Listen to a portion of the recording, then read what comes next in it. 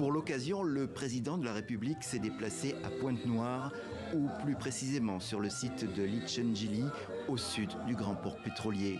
Et c'est lui qui a ouvert la vanne, laissant passer le gaz naturel liquéfié, un nouveau produit d'exportation pour le Congo. Pour les autorités, c'est un tournant et une perspective économique enthousiasmante.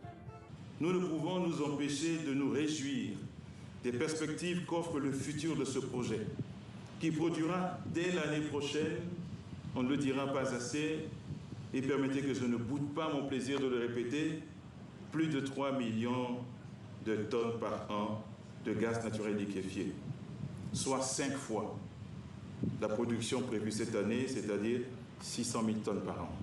Pour son ouverture à la production de gaz, le Congo s'est associé à l'entreprise italienne Eni.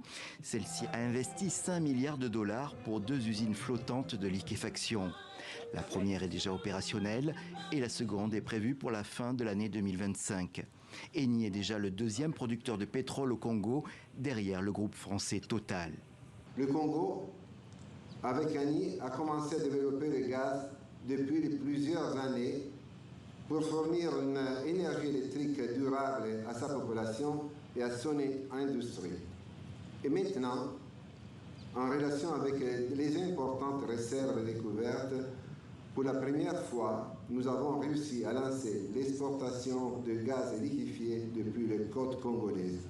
Selon le gouvernement, cette production doit générer 29 milliards de francs CFA, soit plus de 44 millions d'euros dans le budget 2024, avant une montée en puissance.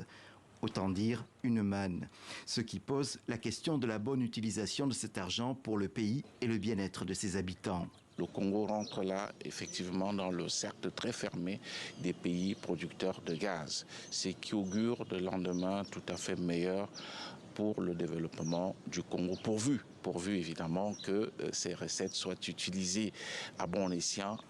À terme, le projet Congo Gaz Naturel doit atteindre une capacité de liquéfaction du gaz d'environ 4,5 milliards de mètres cubes par an, dont une partie sera utilisée pour les besoins du pays.